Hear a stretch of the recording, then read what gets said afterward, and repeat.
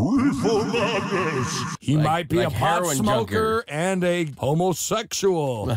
I mean, even more recently, wasn't it like in the 90s, there was that commercial with Helen Hunt, like jumping out of a window because she like looked at a pot cookie? I mean, that's not the exact, that's not exactly how it went down, but the propaganda continues.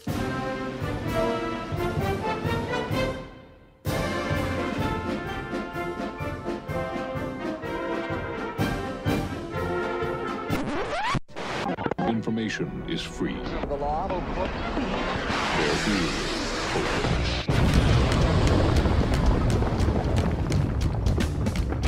The Johnny Rocket Launch Pad. And now, here's Johnny. Hey, it's Johnny Rocket here at the Johnny Rocket Launchpad, launching ideas in your direction, Northwest only rock and roll libertarian radio show. I'm here with my co-host, Mr. Kurt Nelson. What up? My voice of reason, the beautiful Heather Nixon. Hello, how are you? I got a new job tomorrow. Yeah, what are you doing? I don't know. I'm working at a golf course. Really? Yeah, I'm going to be like... He's working. I'm working at a golf course. But you don't know what you're going to do there yet. Not really. I'm going to be mowing lawns, I'm sure. Yeah. Hey, man. Hey, bro. Hey, bro. No, I'm joking. No, I'm going to be mowing lawns, and that's cool. I'm happy about it. She's like, Heather's like, don't do that. I was shaking my head. No, that's an edit. No, Awesome. don't do that. Awesome. But anyways, yeah, things have been good. Actually, we have a very special guest this week. We do. Yeah, we do. What do? I was just actually on his show about 2 weeks ago. Is that a hint? You should check it out. It's going to be airing this month, or I'm going to be on the Lines of Liberty. Nice. And it's a libertarian radio show. And our guest is actually the host of Lines of Liberty. Fantastic. And he's one of the guys who's kind of started this whole podcast thing with the viral podcast. And he's interviewed all these awesome people. And he's a cool guy himself. Give it up for Marc Clair! Hey guys, what's happening? Hey Marc, how you doing, brother? I'm doing fantastic, man. I'm just hanging out and ready to talk some liberty. How about you guys? The same thing. That's kind of what this. I do. Bam. I didn't realize I invented like viral podcasts. That's good. That was you, yeah. Well done. You did, man. Well done, and thank you. It's true. I just heard it on the internet. It's got to be true. Well, then there you go. Case closed. Well, let's give it up for Marc Clair. Marc Clair is a producer, editor-in-chief, and co-founder of the website and podcast Lions of Liberty. He's a freelance career in television, and he runs a karaoke business in Los Angeles, California. Karaoke too, nice. Yeah. Someone did their research. And he's also a contributing writer for sports and pop culture website Place to Be Nation. So, Marc, you're in the television business. You do karaoke, which is fun. I think how do you like doing that? I hope so. I have fun doing it. That's pretty much why I do it. I mean, me and a friend of mine just started that we were actually went out to karaoke nights all the time. And then one day we were out at the bar where all great ideas are basically hatched. And he just turned to me and gave me sort of a drunken stare. And I thought to myself, well, what's going on here? And then he said, hey, I got an idea. I was like, what's that? We should start a karaoke business. And I said, yeah, you're right. Of course we should. And then we did. So it's pretty simple. Really wasn't, it just kind of happened. Just like, that's kind of how the Liberty stuff happened for me. We were talking to our friends and, we were just kind of shooting the shit. And then we said, hey, why don't we put this stuff on a website? So, this is how all these things happen. Well, like, Marc, you've been doing this for a few years now. I went back, you have like 116, 117 and you episodes. listen to every single one. I have listened to about 50 of them, to be honest with you. That's impressive. Yeah, and you do great stuff. I really appreciate your work and the guests that you do get on and your points of view on liberty. But let's talk about the Marc Clair that no one knows on the Lines of Liberty. Uh-oh. All right, let's go into that. Like, what is some things that people who, by listening to your podcast religiously, what are some things that people don't know about you? Oh man, there's so many. Most of them could find me in trouble with law enforcement. That's so fine. We can assume what those are. Right. So we're gonna do the very PG version of Marc Clair's secrets. Sure. Well, one of them is my karaoke business. That's not something I really talk about on the air at all. Maybe I should. I don't know. That's cool. I'm a passionate karaoke lover. People seem to think that means I'm a great singer. It does not mean that at all. You're a good host. You're a good karaoke host. It means I just enjoy drinking and having a good time. And you get paid for it. Pretty much all that means. I'm a certified Eagle Scout. That's a Marc Clair secret. Yeah. Wow. Nice. And I hear something about WWE. Oh, I'm a huge, unabashed wrestling fan, absolutely, and will remain so till the day I die. That's awesome. I think it's the greatest theater in America. No offense to lovers of cats or whatever. Oh yeah. Well, I used to like that back in like '84 when it was like really hit its, really back peaked. when it was real. Yeah. Well, I don't know if it was real, but like Hulk Hogan. Well, it was real to me. And Randy Savage. Yeah, it was real at that time. Absolutely. Mark, talk to us about the Lines of Liberty. What are you trying to do with your show? What's your goal? And, where can people listen to your show? My goal is to make millions and millions of dollars. Bam! Capitalist. No, there are so many better. If I was in this for money, sometimes I get accused of that. Like people will be like, "Oh, you're just posting clickbait to make money off us." I'm like, "What universe do you live on? If you think I'm actually making money doing this, by the way."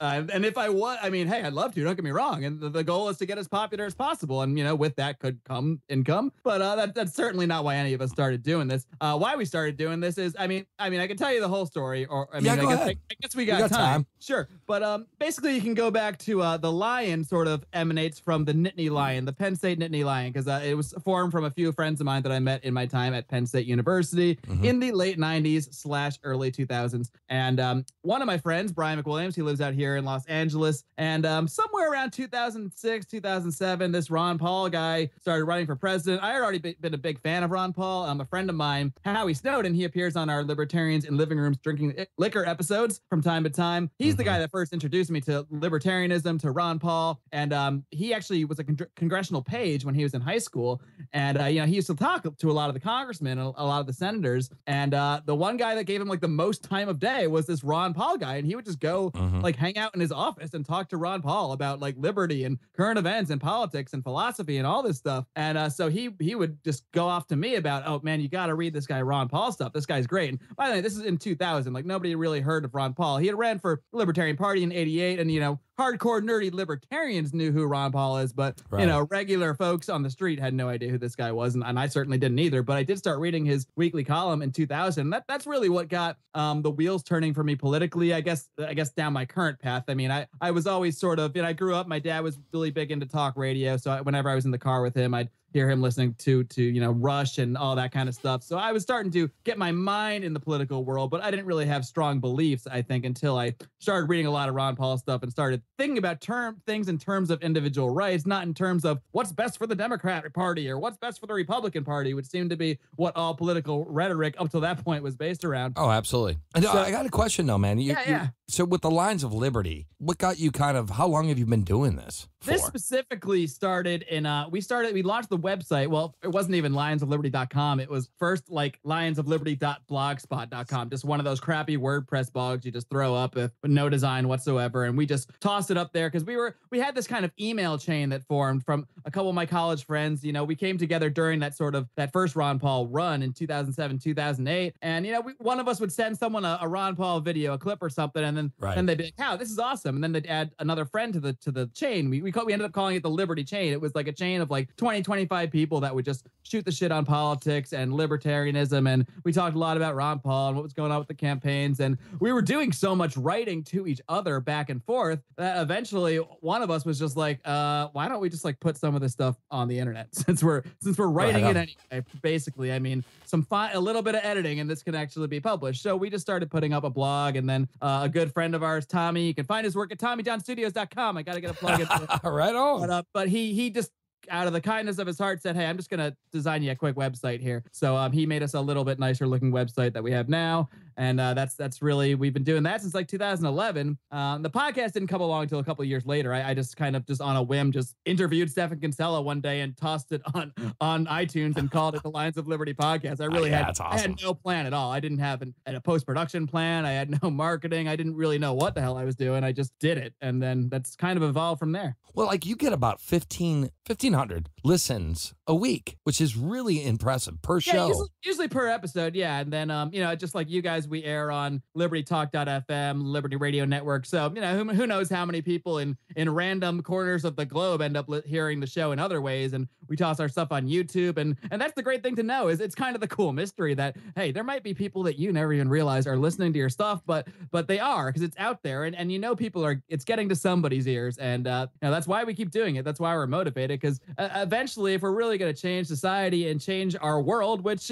maybe it's a lofty goal to say I want to change the world, but that's what we're trying to do in our very own small way. What's what we're all trying to do. Every action we take in life changes the world somehow. So that's what our effort is, to at least make some sort of positive impact here in some way. So like with your independent television or your freelance television work and your karaoke and the Lines of Liberty, you make pretty good money, I'm assuming, on with all three of those things kind of going. I wouldn't include Lions of Liberty in that at all, but in terms of money, I do okay. I keep myself afloat. I really, in the last couple of years, I focused so much more on the podcast and Liberty stuff. I probably could have focused more on my freelance career and made even more money doing that. I'm actually probably taking the route that's costing me a little more money, but that's because I feel it's important to devote some resources and some time to this stuff, because so many people just go along in the world and focus purely on their career. There's nothing wrong with that at all. I mean, I focus on my career as well. But at the same time, I feel like there's more in life. There's more in life that needs to be done in the world. And,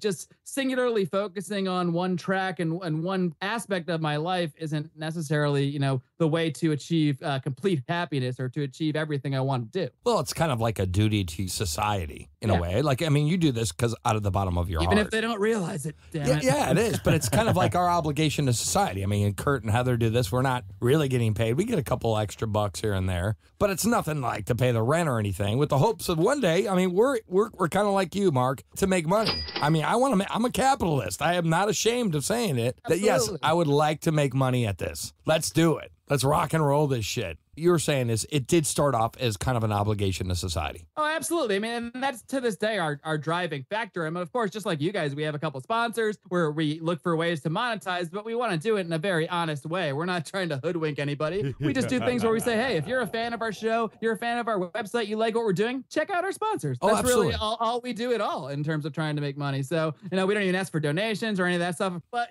we don't like to pander too much. At the same time, hey, if we get an influx of funds, well, heck, that's just more that we can put into this. If we get a ton of money somehow coming in, if Peter Thiel just decides to write me $1 million check, well, I don't need to do any other work. I'd love to dedicate even more time to Liberty, because I think this is the most important thing I'm doing of all the things I have my hands in. Well, like the thing is I also think there's like a future in Liberty. Absolutely. Like where the old parties, the Democrats or Republicans, old kind of political mindset of statist government, we're bringing a fresh new approach to it. And with your show and Jason Stapleton and Ben Swan and, all these other shows that are going on right now, you can find them at libertytalk.fm. These guys, I mean, we're kind of like the pioneers of the Liberty movement when it comes to radio. Like the Lewis and Clark. Exactly. Absolutely. And I think there could be a possible future. Now we're going to get angry emails from somebody telling us how Lewis and Clark were a bunch of statists and all this stuff. You got to really watch out with your references, I've noticed, in libertarian world, because there's some crazy people out there that take things the wrong way sometimes. Wait,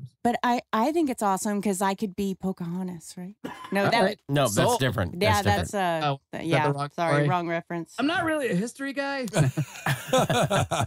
We can talk to Tom Woods. Yes, we'll bring on Tom Woods to tell us how Lewis and Clark and Pocahontas relate, if at all. If there's any correlation. So we need you to clear a few things up. You have a special show, though, called Felony Fridays. What is that about, man?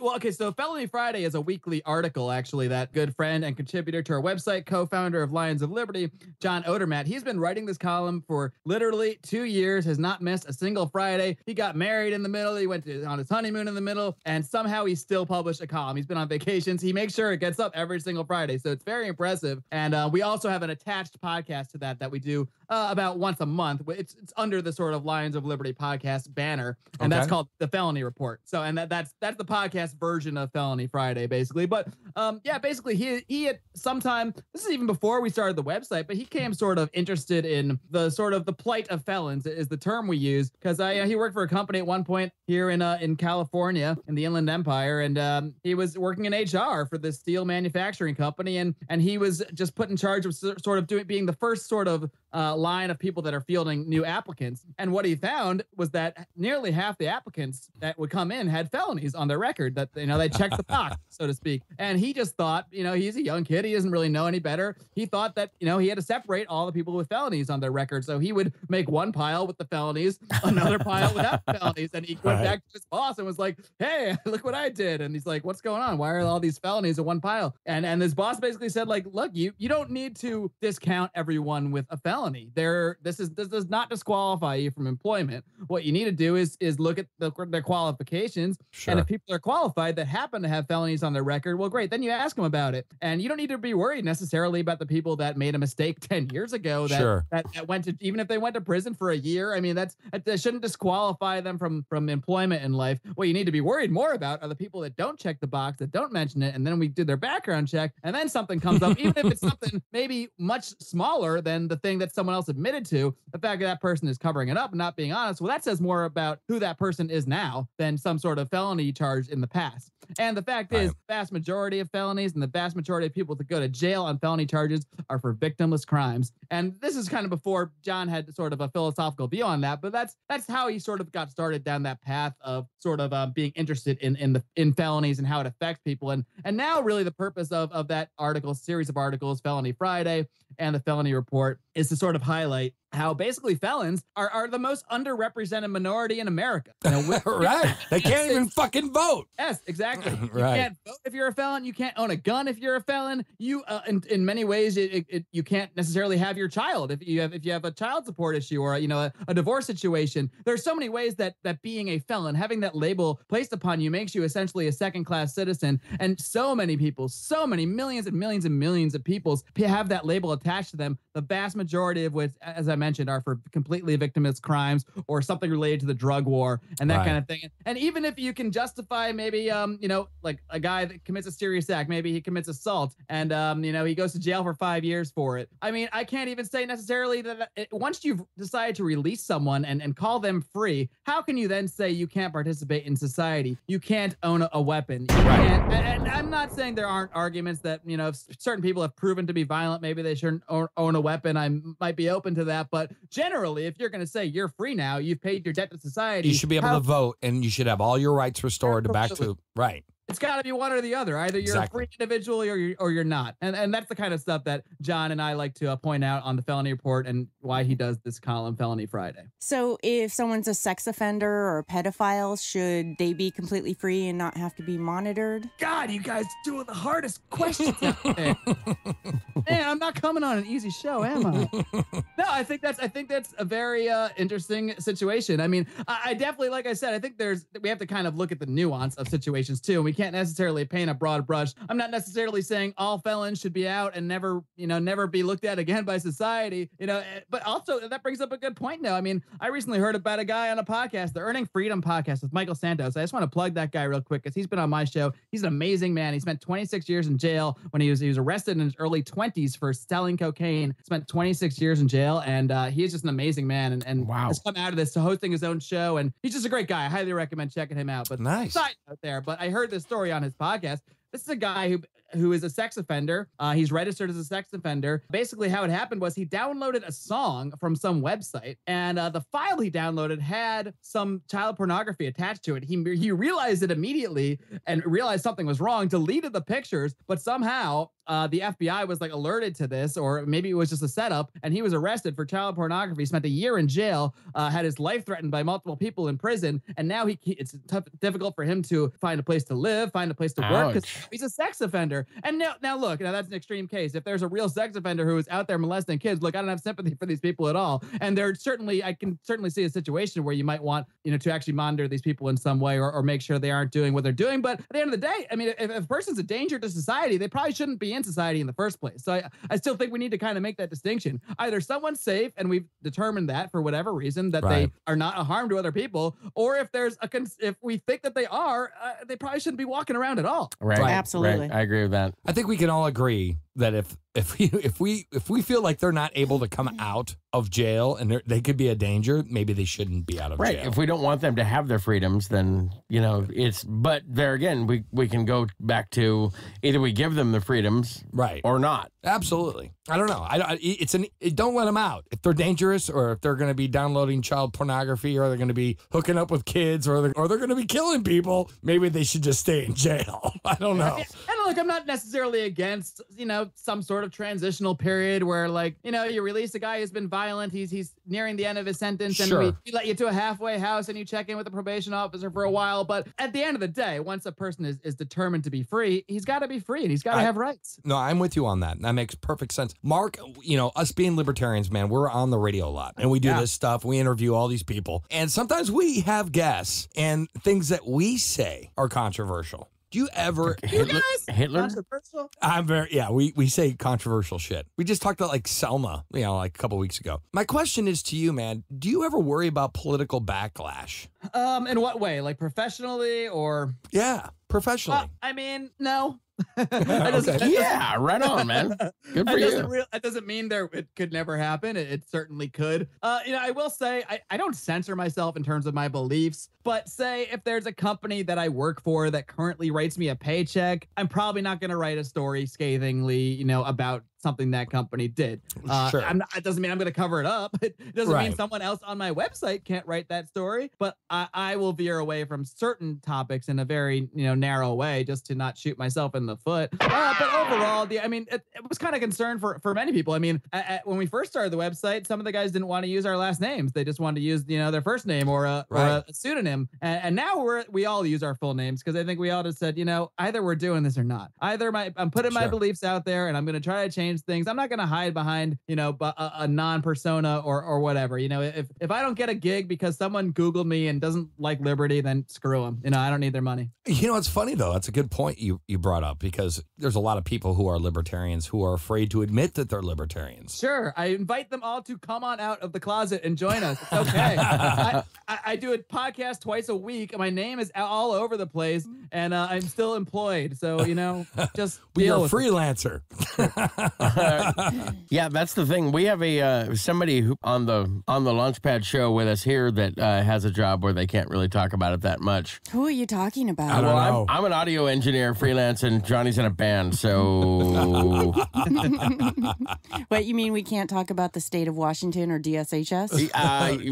Right, thing. Right. We can't talk about it.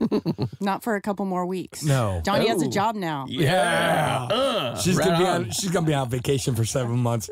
Mark, really quick question. I want to talk about how all the golf courses in Washington are stated. They're gonna look fucking beautiful when I'm done with them. Hey, Mark, really quick, man. What do you think the future of liberty is, man? With the radio and entertainment, and what's your scope on this? What do you think is going to happen? First of all, I just think media is changing so much that it really provides an opportunity for anybody, even outside just the liberty stuff, to put themselves out there and get their product, get their goals, get their sort of beliefs out there in very unique ways. And there's really nothing holding anyone back other than their creativity and their drive at this point, because anybody can buy a computer, anybody can hook up to the internet, and anybody can produce a podcast, produce a YouTube video. It's becoming cheaper and cheaper to do this stuff. And some people will produce higher production value stuff, and some people will produce more amateur stuff, and that's all okay because there's all an opportunity for us to all sort of grow, and I think that's going to continue. Right. And the great thing is at the same time, the way that people are consuming media is completely changing. I haven't had cable, dude, since 2007. We haven't had cable since 2000. Oh wow, you got me beat. I'm fucking dedicated. Wow, you are a trailblazer. I know. Well, the thing is, I just couldn't afford it. But I agree, man. I think it's the future. The media is changing. It's constantly changing. There's a lot of new things that are going on. And, things are constantly moving and improving. And based on technology. And we have a lot of tech that's coming up, and it's going to change the whole world. Sure, I have one thing to say, and I'm sorry for interrupting. Well, you've talked once the whole show, so I don't feel bad. Go ahead. Sacagawea. That's it? Pocahontas? Wow. Yeah, she was the one who held Lewis and Clark. Sacagawea. Oh, nice. There we go. Way to go full circle there. Yeah. And you inspired a moment of silence. They're like, what the hell is she talking I'm like, about? bless You you. guys have all Bless forgotten you. all about it already. forgotten You're like, about it. what is that bitch saying? Anyways, this is Johnny Rockin' here at the Johnny Rockin' Launchpad, launching ideas in your direction, Northwest's only rock and roll libertarian radio show. I'm here with my co-host, Mr. Kurt Nelson, and my voice of reason, the beautiful, sexy, talented Heather Nixon. Well, thank you. And you can listen to the Johnny Rocket Launchpad on nwczradio.com, Fridays 4 to 6 p.m., and Saturdays 8 to 10 p.m. Pacific Standard Time, and libertytalk.fm, Saturday and Sunday 4 to 6. And you can also check us out at libertymovementradio.com, Friday, Monday, 5 p.m. to 7 p.m. Radio KSER is on Tuesdays, 2 p.m. It's Johnny Rocket. We're going to be right back. We're talking to Marc Clair from Lines of Liberty. Check him out at linesofliberty.com. We're going to be right back after we listen to Billy's Burns, Whatever Chaps His Ass. So stick around.